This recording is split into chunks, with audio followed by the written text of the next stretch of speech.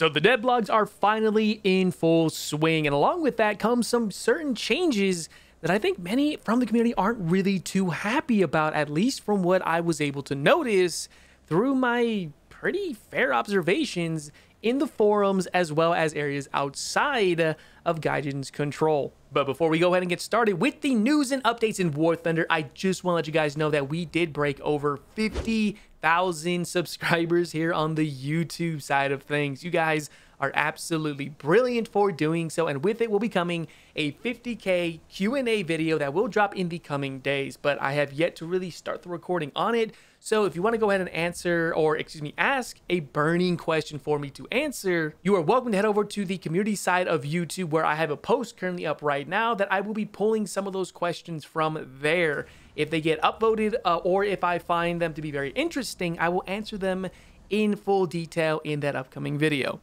So with all that being said, let's go ahead and get started with some of the BR changes that recently came in. Now, if you aren't already familiar with some of the changes right now, Gaijin basically moved the MiG-19s down to battle rating 9.3. That is something that I found in the forums to be very much not really well taken by the community, meaning that they were very upset by this happening. And it's, in truth, it's something that even I was very much surprised to see. Of course, looking a little bit further in the list itself, the Harrier went up to battle rating 11.3, which made a lot of sense.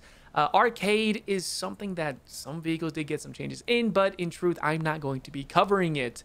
Unfortunately, the R2Y2s did move up to 8.0, which is a big shame because they used to sit at battle rating 7.0, which means that they are now going to be fighting against those really fast jets at 9.0. That sucks. Trust me, I enjoyed it myself too. And of course, if you guys want to go ahead and take a look at this list, I will have it down below in the description should you guys decide you want to go ahead and read into it. But I want to go ahead and look at the ground forces stuff, which thankfully isn't too dramatic. However, there are some changes in here that you guys may find to slightly disagree with. The EBRs are going up to battle rating 5.3, or excuse me, have went up to battle rating 5.3.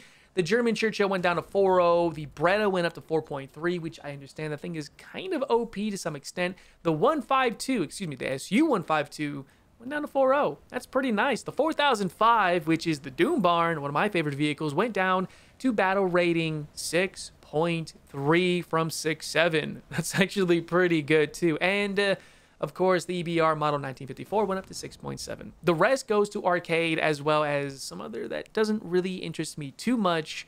So if you guys want to go and check this out, again, link in the description below.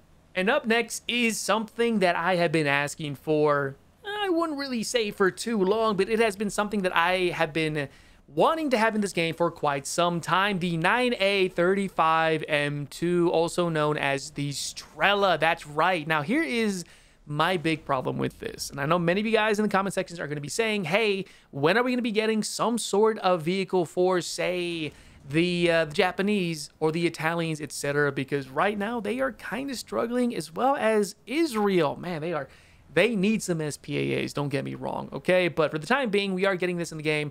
Now, here is my big problem with this vehicle. Gaijin has outlined that this vehicle has maneuverable missiles. Now, I know whoever writes these, I think, is the intern, because sometimes they just don't really know what they're saying. I'm saying that with respect, I promise, although it is kind of a shot at Gaijin.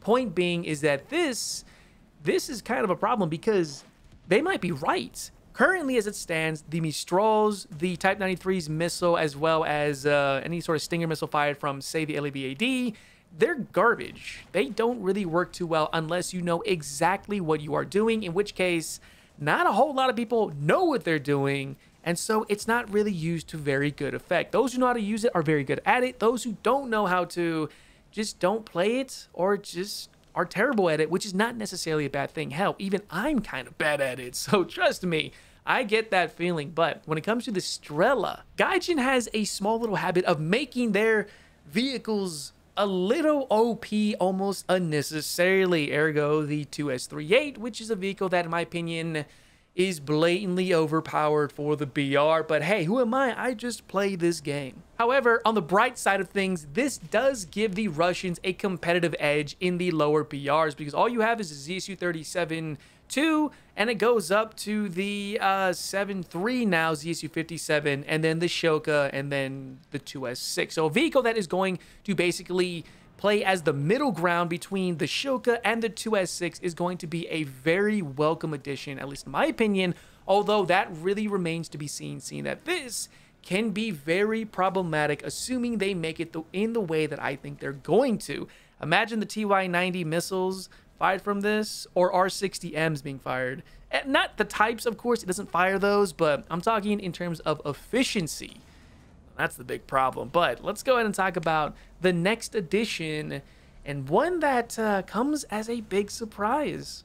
Gaijin is going to be introducing rank 8 vehicles. That's right, we are now sitting at rank 8, which means that we are getting a new, of course, premium rank 7 vehicle to basically celebrate the introduction of this new rank, which in itself should bring about a brand new battle rating, I assume, of 12.0 plus. And of course, we are getting the A6C Tram Intruder, which in my honest opinion is something that I have been seeing from the community for a very sort of long time for the most part, and seeing it as a premium, yeah, I don't really agree with that entirely, especially seeing that this vehicle is now going to cost 70 Gaijin coin, or $70 to acquire. And with it, you get, of course, the aircraft, which isn't even supersonic, does get AIM-9Ls and some good ordnance, 2,000 Golden Eagles, and 15 days of premium alongside some titles, etc. And of course, Gaijin has outlined that we will be getting Generation 4 aircraft.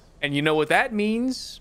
F-15s, F-16, Tornadoes, what else? MiG-29s, MiG-25s. This is going to be incredibly interesting, although Gaijin is going to need to figure out how they're going to do the battle rating changes, because battle rating, say, 11.7 is not gonna cut it for these types of vehicles, at least not in my opinion. I would say battle rating 12.0 plus is going to be the ideal way to balance out these vehicles, because imagine fighting a MiG-21 versus, say, for whatever reason, an F-15 or a MiG-29 or something. I know those might be a little bit too far ahead, but let's just say they are coming in. That's going to make things a little unbearable for aviation, at least in my opinion. However, I will leave that to the professionals, such as, say, Spitfire or Ash, or hell, even European Canadian. Go check them out, guys. And that's really it for when it comes to this round of news and updates, at least for my channel. I do want to go ahead and cover this because I understand that this is causing quite a bit of controversy. The battle rating changes kind of leads me to believe that Gaijin doesn't really read into the forums, at least from what I noticed anyways. I could be wrong, there could be more details behind it, but I'm just being a little bit optimistic in the way that maybe Gaijin has their own reasoning as to why they did, but I'll leave that to, again, the professionals. However, when it comes to this new introduction of a $70 premium, that is something that, again, even I don't really agree with, hell, even at all, but granted, it does support me, right? If you use the 3% discount, blah, blah, blah. Many of you guys have been using it to very good effect already. However, I am still going to say that $70 for a premium is asking for a bit much, because imagine now that we get rank, say, 9 vehicles and rank 10, are we going to be seeing a $10 increase every single time a new generation of aircraft, or excuse me, a new tier comes out? At some point, I wouldn't really doubt that you will be paying $100 a piece every single time a new vehicle comes out for, say, rank 9 or rank 10. That's just my 2 cents on the matter. I don't agree with it, but it kind of is what it is. And of course, I gotta plug this in. Should you decide you want to buy this anyway, or anything in the Wilderness store, use my 3% discount. What's not to love, right? You save 3%. It supports me. You know the whole spiel. Gosh, I swear some of you guys get on my butt about it too, saying, oh, why are you plugging that in and you're talking bad about it? Hey, man's got to make a living here too, you know? All right, I can't live off the good graces of others or head pats and pennies like I pay my paid actors. So with all that being said, I hope you guys did enjoy this short talking head video. I will be focusing more on the workaround for the video, the 50K Q&A video that will be coming out hopefully in the coming days. This is going to be a very major project for me, so please bear with me on that front. But yeah, again, thank you so much for taking the time to watch this. If you found this very informational, or maybe you enjoyed everything, such as the background footage that is the ZTZ-99A, feel free to definitely like this video or upvote it, I guess. And hell, maybe if you enjoyed everything, feel free to subscribe should you decide you want to. So yeah, anyways, thank you again. I will see you not only in the next video or even the streams, which you should definitely check out because I do stream pretty much every single day, but in War Thunder itself. And as always, happy grinding.